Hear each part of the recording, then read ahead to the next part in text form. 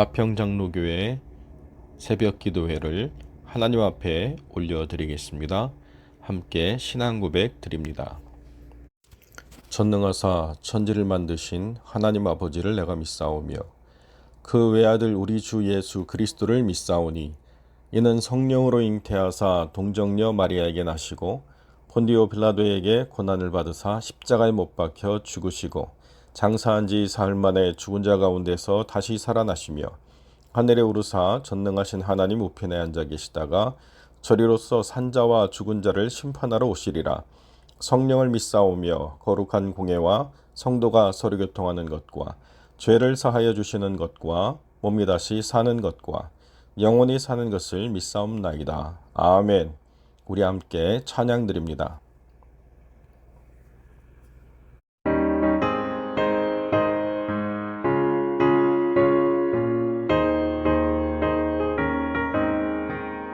주의 진리 위해 십자가 금기 하늘 높이 들고서 주의 군사 되어 용맹스럽게 찬송하며 나가세 나가세 나가세 주 예수만을 위하여 목숨까지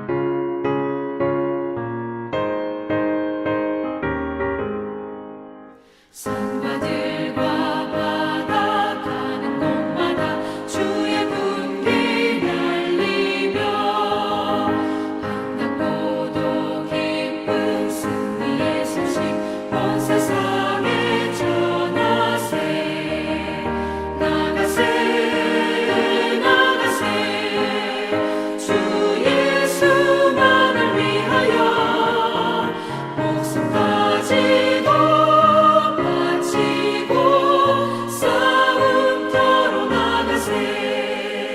원수들은 이미 예수의 손에 하나 없이 패하고 주의 군기만이 영광스럽게 온누리에 날리네 나가세 나가세 주 예수만을 위하여 목숨까지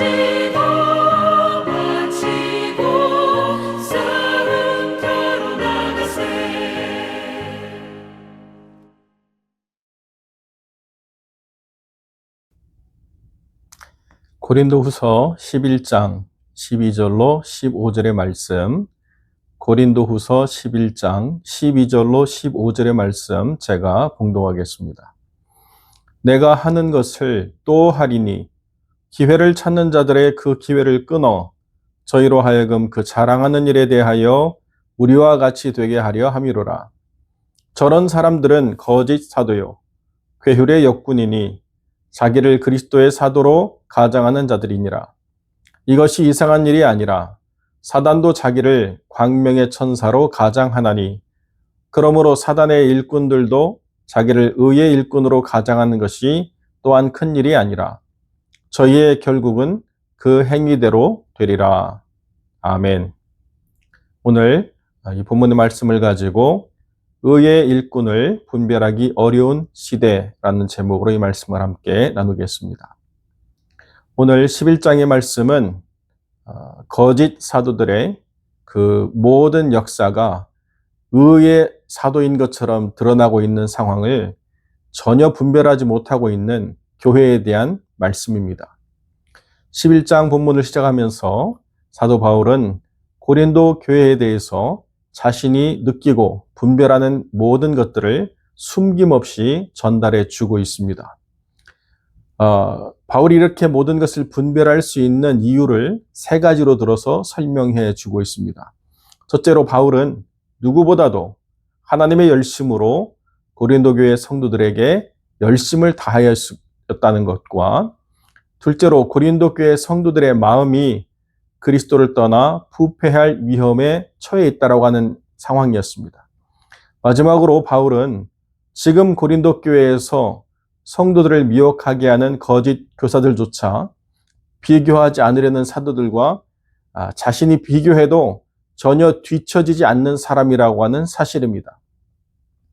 이 거짓 교사들이 사도들을 존경한다라고 이야기하면서 마치 사도들의 인정을 받은 존재인 것처럼 이야기하고 있는 그 사도들과 바울이 비교해도 전혀 뒤지지 않는 사람이라고 하는 사실을 전제로 이렇게 말씀을 전해주고 있다는 것입니다.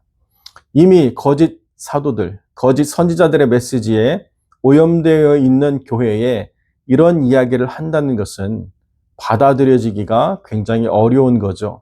더 나아가서 타고 있는 불에 기름을 끼얹는 것과 같은 그런 일이 될 수도 있음에도 불구하고 사도 바울은 자신을 용납하라고 이야기하면서 아주 분명하게 말씀을 전달해 주고 있습니다.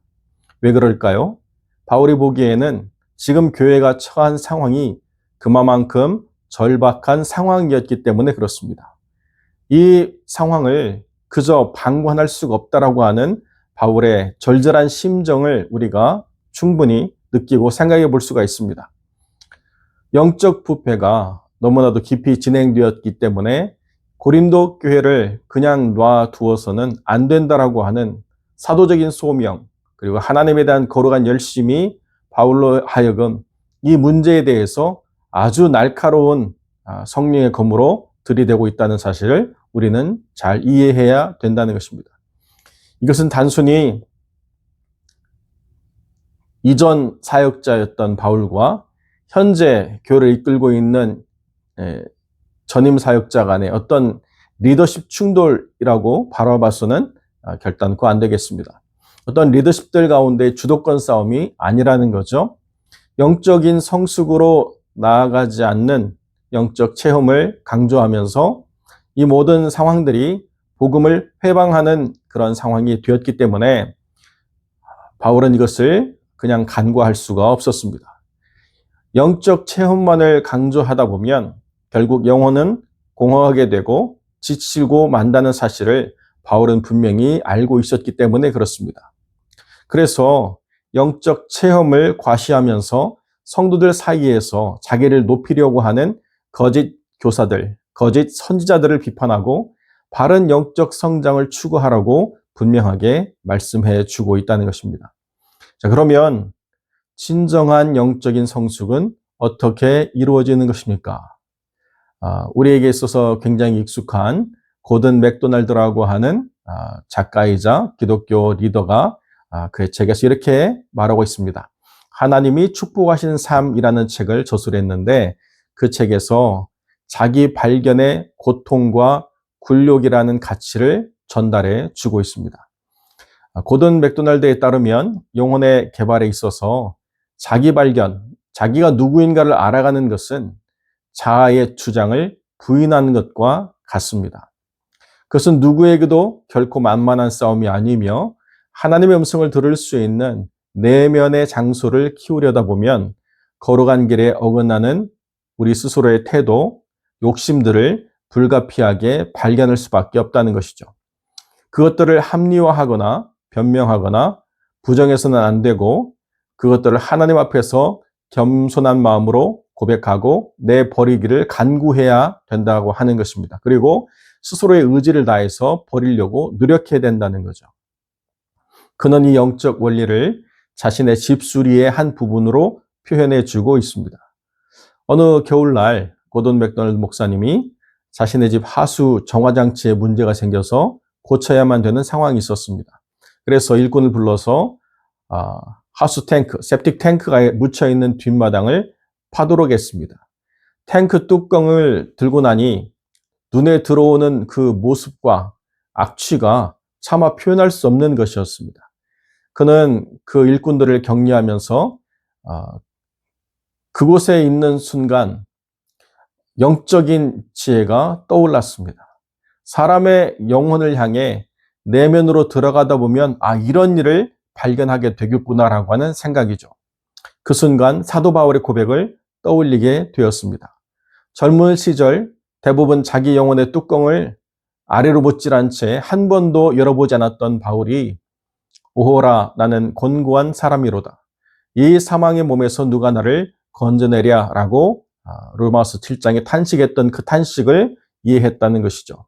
이렇게 탄식했던 바울의 탄식이 결코 무리가 아니었다는 사실을 분명히 깨닫게 되었다는 것입니다. 반면에 거짓된 위선은 어떤 것입니까? 외적으로는 완벽해 보이기 마련이죠. 그 사람의 말, 그 사람의 행동은 거룩하고 충실하고 또 진실된 것처럼 보여집니다. 본인의 헌신에 대한 자부심도 대단하죠. 남을 이끌어줄 만큼 충분히 실력 있는 것처럼 보이기도 합니다. 위기의 순간에 명확한 판단으로 어떻게 행동해야 될지를 주저하지 않고 알려주고 또 이끌어주고 결단하는 모습도 보여줍니다. 리더로서 부족한 모습이라고 하는 것을 찾을 수가 없을 정도로 완벽한 모습을 보여주죠. 여러분, 그러나 정말 그렇게 완벽한 인간이 있을까요? 자기 내면을 깊이 돌아보다 보면 스스로의 부족함을 더 많이 발견할 수밖에 없는 것이 진정한 영성의 길이라는 것이죠. 우리가 잘 알고 있는 로빈슨 표류기라는 소설이 있습니다. 영국의 유명한 작가인 데니엘 디포가 쓴 책, 그 책의 전권이 다 번역되지 않고 마지막 3부는 번역이 되지 않고 우리에게 전달이 됐기 때문에 그저 재미있는 소설책, 흥미있는 여행기 이렇게 우리가 이해하는 경향이 있습니다. 그런데 정작 가장 중요한 것은 마지막 3권에 있었습니다.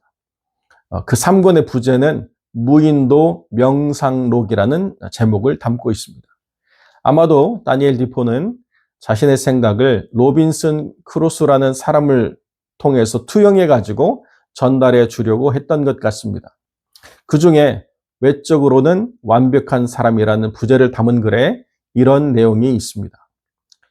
위선적인 사람은 자부심에 취해 있다. 그는 좋은 이웃이고 다른 가족들 사이에서 평화를 중재하지만 자기 집에서는 최악의 폭군이다. 사람들이 있는 예배 장소에서는 자신을 과시하지만 혼자 있을 때에는 은밀하게 보시는 하나님께 결코 기도하지 않는다. 그는 사람들에게 보여주고 주목을 받고자 영적인 모습을 갖춘다. 그러나 하나님과는 어떤 친교와 대화도 나누지 않는다. 또 위선자는 믿음, 회개, 참된 그리스도인의 삶에 대해 아는 바가 거의 없다. 어쩌면 아무것도 모르는지도 모른다. 한마디로 겉으로 종교적인 모습을 완벽하게 갖추고 있지만 영적인 사람의 본질적인 측면에 대해서는 전혀 알지 못한다.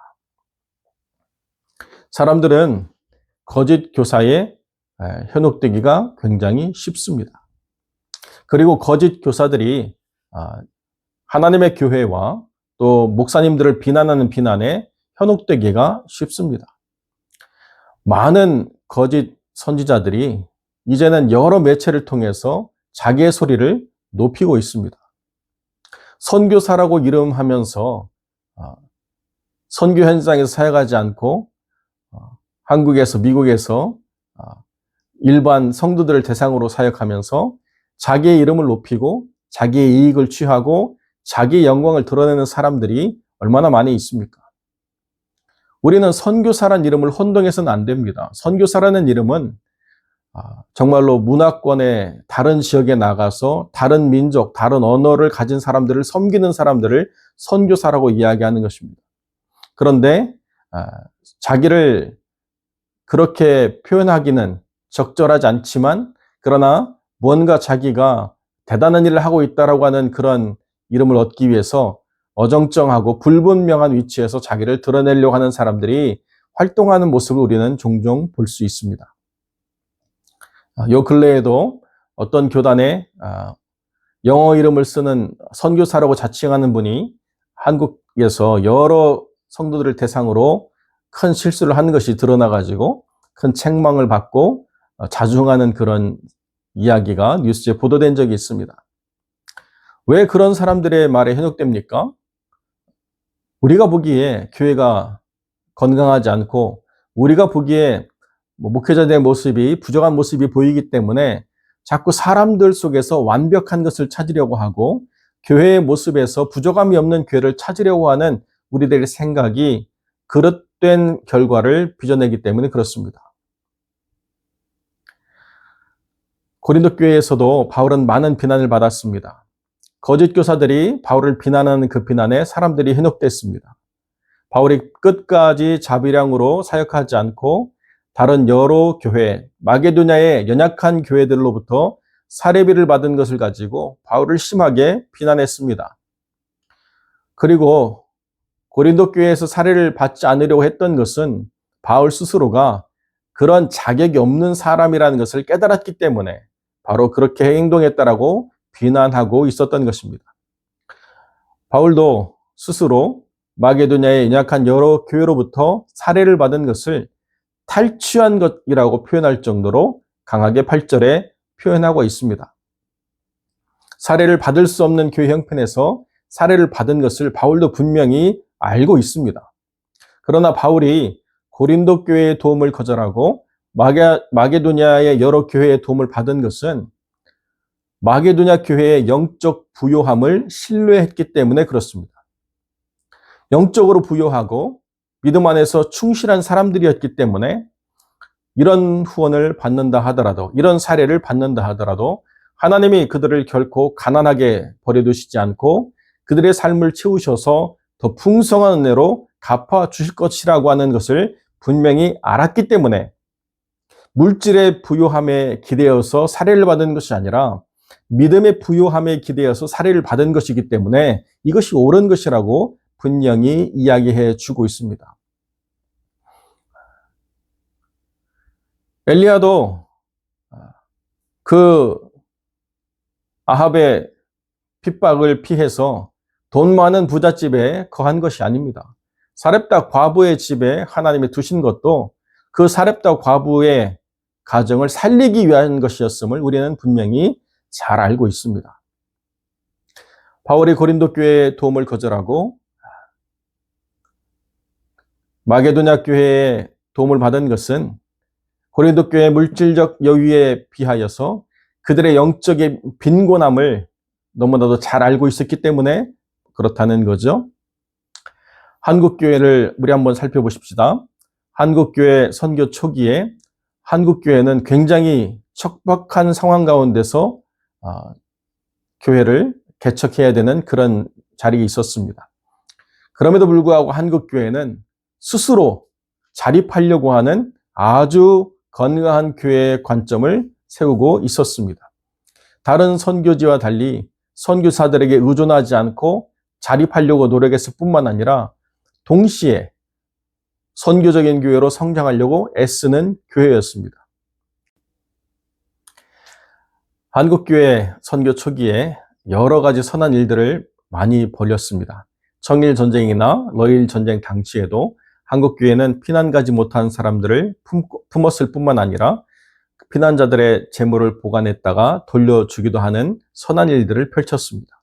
또한 일제 항거에서 민족적인 의식을 고취하고 나라의 독립을 위해서 목숨을 바치는 일들에 앞장섰던 것이 교회였습니다. 또한 하와이나 멕시코, 쿠바 등지에 노동자로 나갔던 한인들이 극심한 어려움 가운데서도 교회를 먼저 세우고 나라의 독립을 위해서 모금을 벌렸던 역사를 우리는 잘 알고 있습니다.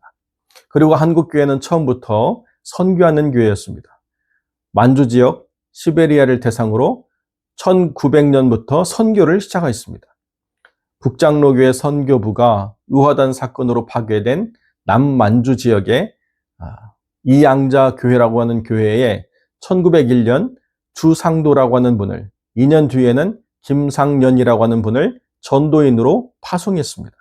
1928년 기록에 따르면 포도단이라는 전도대를 조직해서 107개 지역 5만 명을 전도한 결과 1932년 중국교회는 내양노회라고 하는 노회를 조직할 수 있게 되었습니다.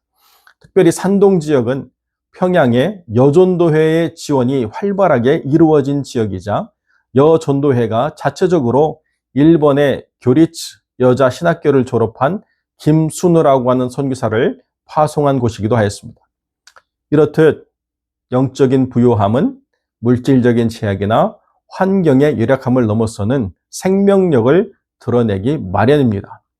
무엇보다도 마게도냐 성도들이 이런 영적인 부요함을 맛볼 수 있었던 것은 그들을 지도하는 사도 바울을 온전하게 좇아 다른 복음으로 인한 혼란을 겪지 않았기 때문이라는 것이죠. 바울은 마지막으로 기록한 말씀을 통해서 디모데가 사역해야 될 영적 현장을 분명하게 언급해 주고 있습니다.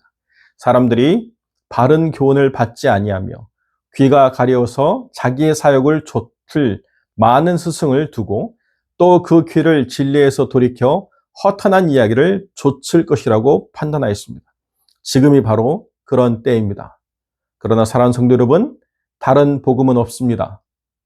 그리스도의 남은 고난을 그 몸된 교회를 위해 우리 육체에 채우는 것, 이것이 성령을 통해서 사도 바울이 우리에게 표본으로 보여준 거룩한 삶의 모습이자 지금도 우리가 따라가야 될 중요한 가치입니다.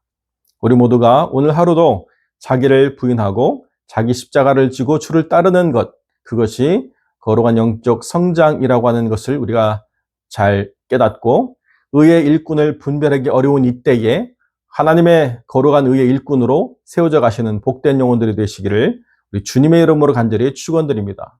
기도하겠습니다. 거룩하고 존귀하신 아버지 하나님, 참으로 영적인 혼돈과 어지러움, 무질서로 가득한 세상 속에 있습니다.